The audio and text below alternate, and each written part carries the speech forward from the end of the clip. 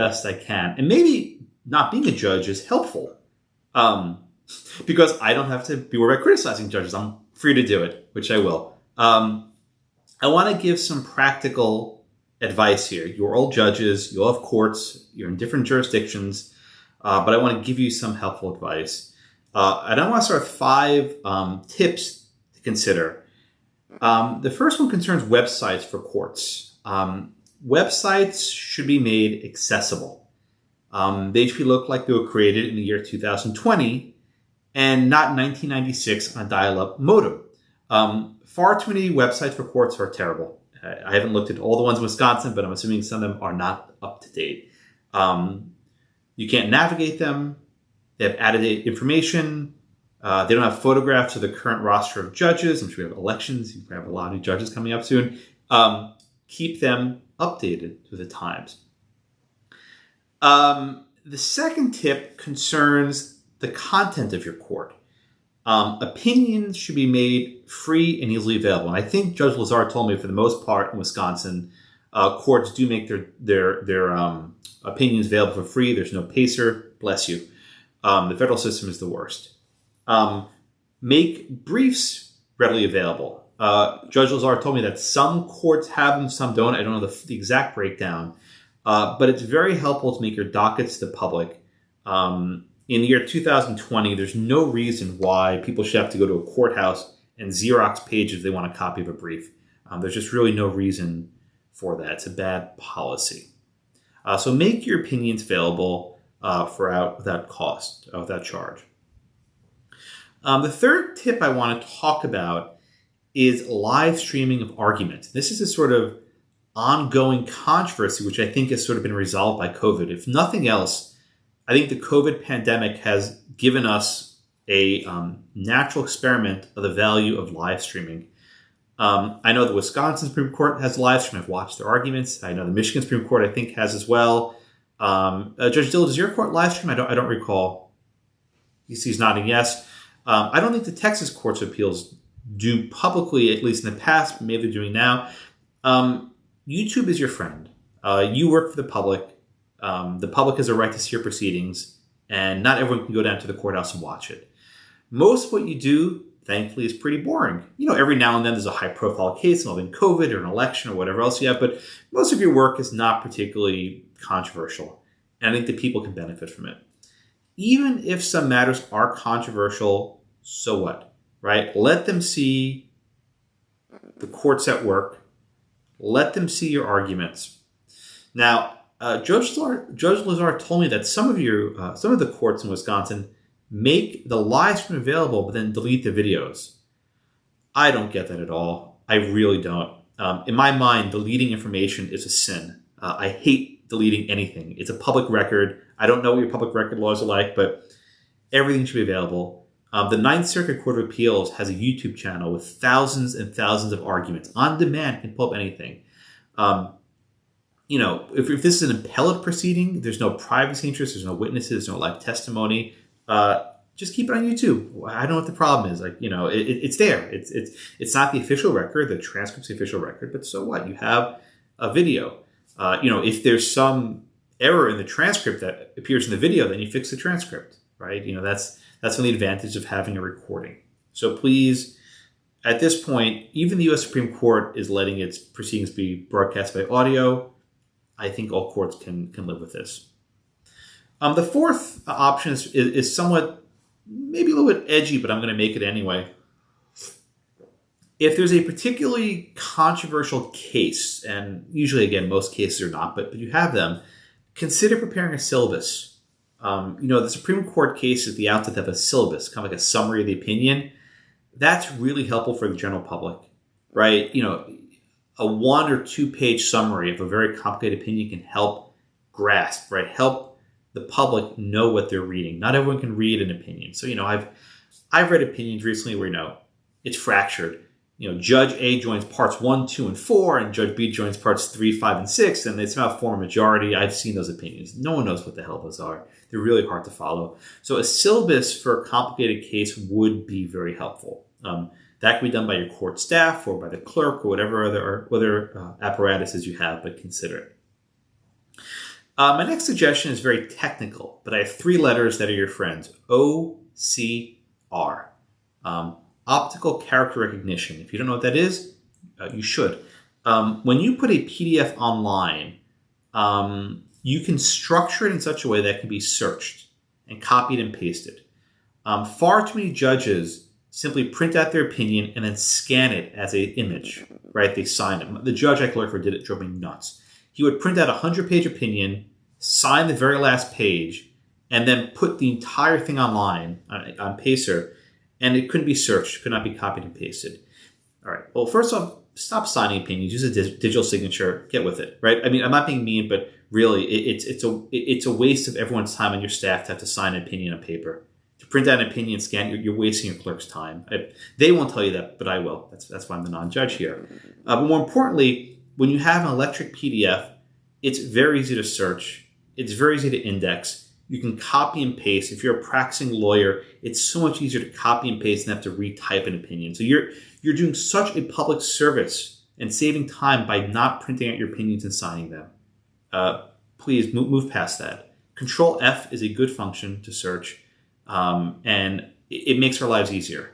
I know that courts send Westlaw and Lexis, Word documents to their opinions. So you do have the ability to send it, but not everyone has Westlaw. Not everyone has Lexis. Right? We have to pay for those services. They're expensive.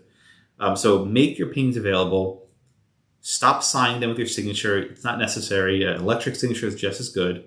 All the state Supreme Courts have electric signatures. They look beautiful. They look exactly like your handwritten signature. And we can move on from that. All right. Now I want to talk a bit about social media and judges. And I gotta commend my friend Judge Dillard. We've known each other for some time. I think his social media is a model of exemplary service. I haven't known Chief Justice McCormick quite as long, but her presence is excellent as well. I think they're doing it the right way. Not all judges do. Please be very careful. Be very, very careful what you post. It can and will be used against you. Now, I want to address a related point. I know that there are some judges who have secret social media accounts where they're not linked to their name. I'm sure there's 274 people on this call. I'm guessing a lot of you have these, where you have like an anonymous Twitter, which is a random string of letters and numbers. Or you have an account that's private, with a little lock on it, where you tell some of your friends about it, but not others. You're not going to like enough to say, I think that's a bad idea. I think as a civil servant, as a public judge, to have a private account, you're asking for trouble. Because then there's no way to detect if there's any element of bias, right? If you friend a juror, for example, on a public account, right, at least people know about it, right? They can decide whether that warrants recusal or that warrants some sort of discipline. But if you have a private account, Twitter, whatever, and it turns out that you were friending litigants and it wasn't known to the public, I think that's far worse. I know federal judges who have private accounts. Maybe the federal courts are a little different system because they're not elected. But a reporter at BuzzFeed actually tracked down which federal judges had private accounts, and these are people on the short list. Judge Thapar had one, and a few others that if I just said their names, you would know who they are. I think this is a bad idea. If you have an account, just make it public, or don't have one at all. Or have one for your campaign and don't put, but whatever it is, it should be publicly accessible. Facebook, you can make your account accessible. You don't have to accept friend requests, but make it accessible.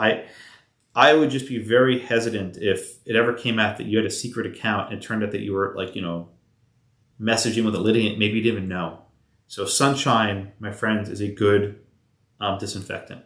Don't have secret accounts. I think a lot of judges do. Look, I know. Justice Kagan has said she has she keeps track on Twitter, right? I know it's not a public. She has a secret account. Okay, they're the Supreme Court. I know a judge in the Court of Appeals who follow me on Twitter, who don't do it publicly. Someone asked in the chat. I'm sorry, people are calling me. How about an account in your wife's name? Well, if it's your wife's account, it's your wife's account. But if it's yours, it's yours. Right? We all know the difference. Right? Again, I would just be very scared if it ever came out that you inadvertently friended a litigant on a private account. Just imagine making that argument to a disciplinary committee of how that happened, right? I wouldn't want to deal with it. And I'm being completely sincere here. Yeah, I have judges who are friends and they do this, all right, whatever. But I would not want to have to explain to a disciplinary committee why I had a secret account where I was friending litigants. That's a conversation I would never want to have with the disciplinary board, whatever your governing body is there. Okay. So I would make it public. Now, what should judges be tweeting? I think it's okay when you tweet links to your opinions of your court. Opinions that you write. I see no problem with that. Maybe don't note I dissented in this case. It's a little bit brash, but at least you can flag your work product. I think that's fair. If you're looking to hire law clerks, I think Judge Dillard mentioned that's actually a very useful tool. Say, I'm accepting applications. Here's the process. Someone asked, what do you mean by secret account? Basically, a personal Twitter account that the judge uses to follow and communicate that is locked. That's not identified to him publicly. So it's just like a random string of letters and numbers. It's not like Judge Stephen Dillard or Judge Browning. It's just random. So no one looking at it would know it's yours. But I would keep your tweets to just professional stuff. I know your state has rules on fundraising. I don't know those rules. I'm sure you know them well. I'm sure there's guidance of how to use social media for your election campaigns and fundraising. I'm not going to opine on them. The next issue I want to talk about is involving social media and reporting. Again, most opinions that judges write, to be perfectly frank, are not very controversial. Most things you write are not going to wind up in a newspaper, but some things will. And there are things you can do to help reporters get things right. And I think this is very important because a press report, reporters are in a tough spot. And let's just be frank here. Chief Justice McCormick mentioned that newspapers have cut budgets. They have. Legal reporting is not what it used to be, right? You might have one person in the state who's responsible for all legal matters who can't possibly know what's going on in these courts. This person's overworked. They also have tight deadlines. They can't sit and think about a story. They have an opinion, and then within 30 seconds, they have to write a tweet describing it, right? Who can read an opinion in 30 seconds and write a tweet about it? They might have a deadline of 1 hour to put out a story to meet the blog deadline, and they're going to screw things up. So what can you do to help the reporters? The syllabus I mentioned before is very helpful. That will help them read something quickly. Giving an opinion that you can copy and paste is also helpful because you can search for keywords. If there's a specific term that is at issue, you can quickly jump to that term. Help the reporters get things right. Because once someone tweets an erroneous account of a case, that sort of sticks, right? That lingers, and people never get the impression changed. So give them a PDF they can search. Give reporters a syllabus. Some courts do this. They actually tell the press in advance we're issuing the opinion at 12 noon. That is very helpful, especially for a high-profile case, because then the reporters can basically be ready. They can be briefed. They can be ready to go. Whereas if you just drop it in the middle of the night without notice, they're going to get it wrong. And it behooves no one to get a press report wrong. Recently, there was a judge in the Ninth Circuit, I won't say her name, who criticized a reporter who mischaracterized her opinion, which I thought was actually in poor taste. I don't think the judges should be criticizing the press.